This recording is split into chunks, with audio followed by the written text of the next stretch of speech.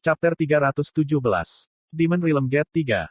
Halo, kita berada di pembukaan gerbang kemuliaan. Wartawan dari seluruh dunia berkumpul di Provinsi Hamgyong. Meskipun mereka dilarang mendekati gerbang, mereka dapat membuat film dan melaporkan dari jauh. Pada tanggal ke Laporte, Zarban dan Leonardo telah dipilih untuk 200 final. Kokoni Hamata, si Jieno no no no su su su su su. Berbagai bahasa dapat didengar di Plaza Provinsi Hamgyong Utara. Melihat kamera yang tak terhitung jumlahnya, Yoyonha sibuk berkeliling menemui selebriti yang hadir. Kamu di sini juga, Su Hyuk-si. Setelah bertemu dengan beberapa pemimpin perusahaan, Yoyonha menemukan Park Soo-hyuk, CEOSH Agency, yang sekarang terkenal sebagai yang terhebat di dunia. Haha, ya, aku cukup beruntung untuk menerima undangan. Mungkin berbahaya ketika gerbang terbuka.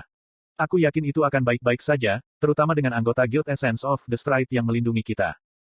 Mendengar pujian halus Park Soo-hyuk, Yoyonha tersenyum. Seperti yang dia katakan, banyak anggota Essence of the Stride Guild, termasuk Kim Yongjin, Yi Jin-ah, Leonel, Yohei, Shen Yuan, Ah Hae-in, dan bahkan Heinkes, tidak satupun di antara 200 yang dipilih untuk memasuki gerbang, hadir di tempat kejadian.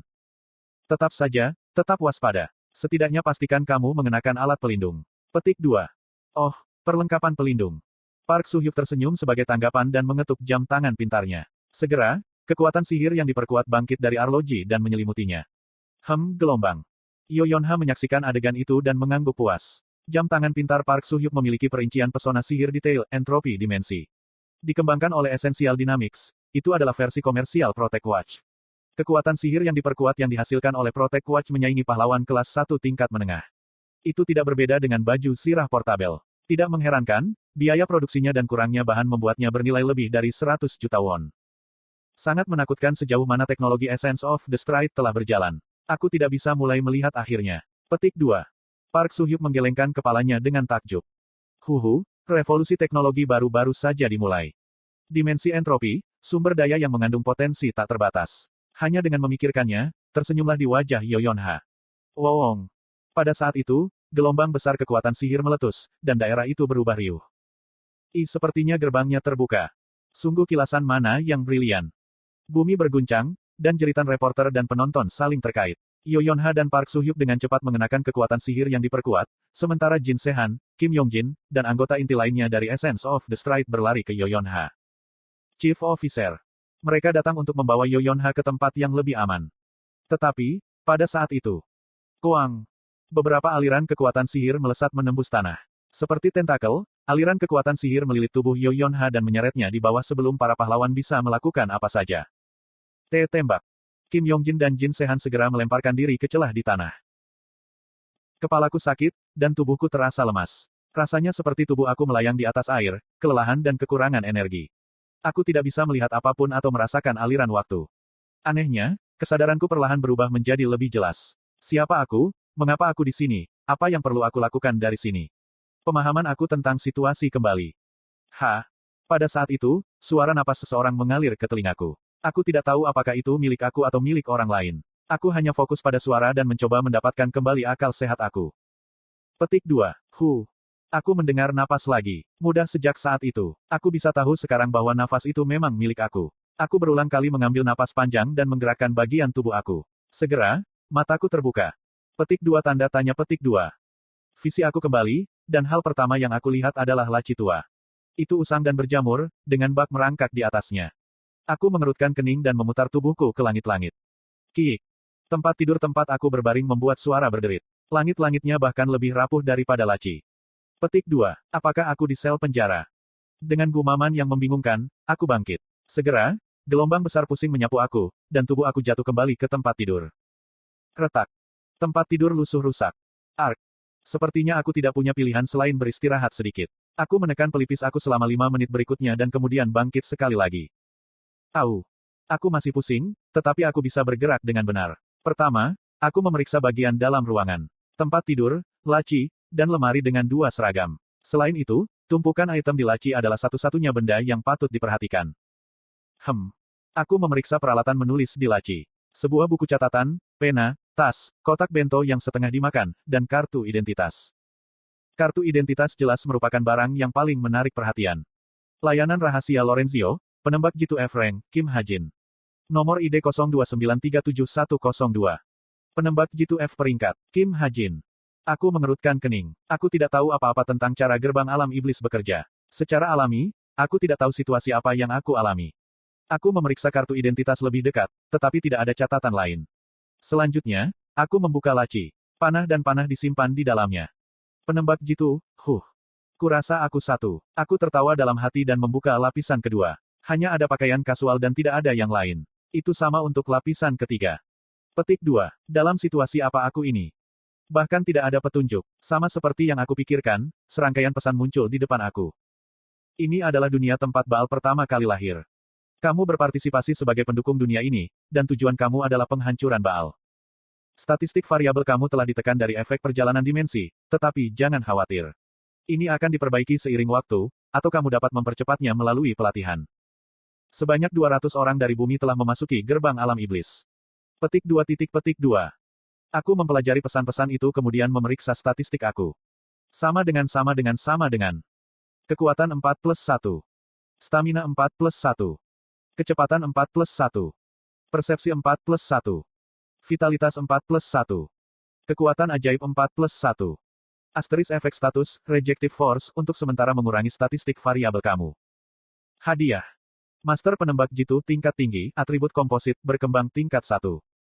Keluasan kurcaci muda peringkat tinggi, atribut ilusi, berkembang kelas 2. Sistem konsolidasi acak peringkat menengah, atribut roh konsolidasi 4 tahap. Kendala dan amplifikasi, intermediate rank. Fisik, 2/3. Disfungsi sihir, pangkat tinggi, atribut ilusi, berkembang tingkat 2.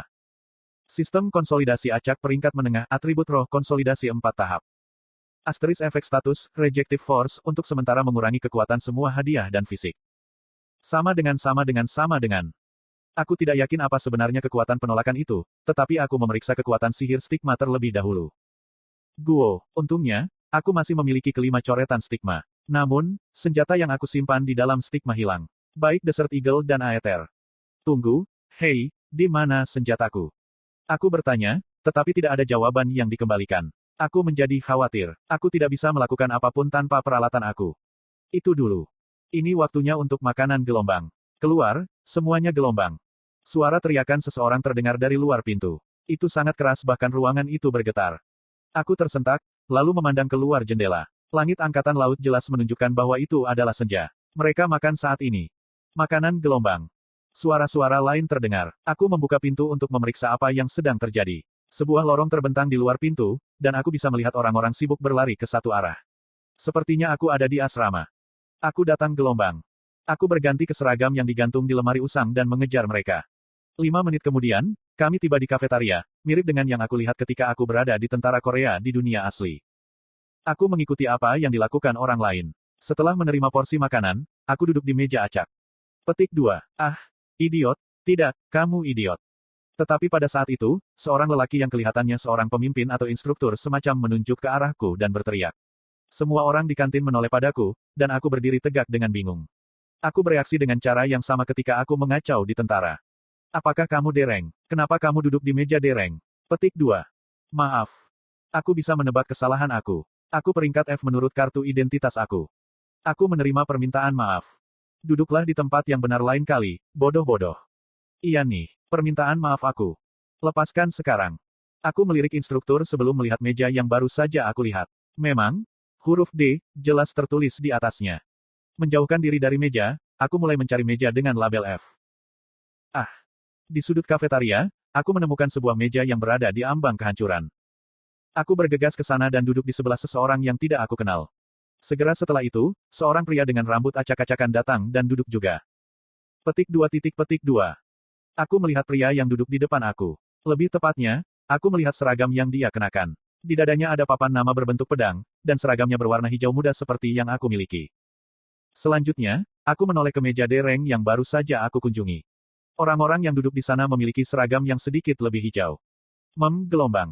Tampaknya warna seragam adalah indikator yang bagus dari peringkat seseorang.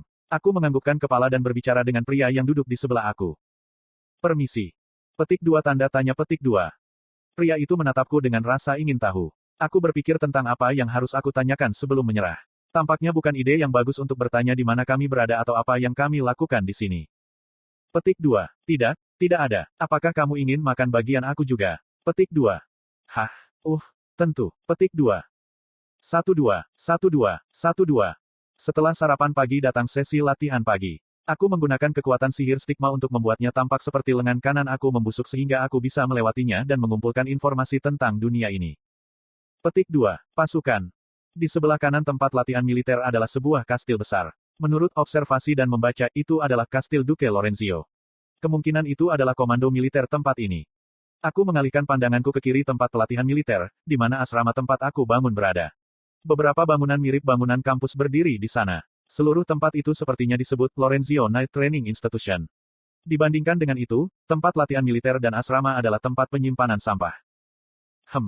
Perlahan aku berjalan ke kiri. Setelah sekitar 500 langkah dari tempat latihan, aku tiba di sebuah gedung besar. Kata, perpustakaan, ditulis melintanginya. Untungnya, aku tiba di tempat yang tepat untuk membantu aku belajar tentang dunia ini. Aku berjalan masuk tanpa ragu-ragu. Mungkin karena latihan pagi, tidak ada orang di dalam. Ayo lihat. Sejarah, sejarah, sejarah. Petik 2.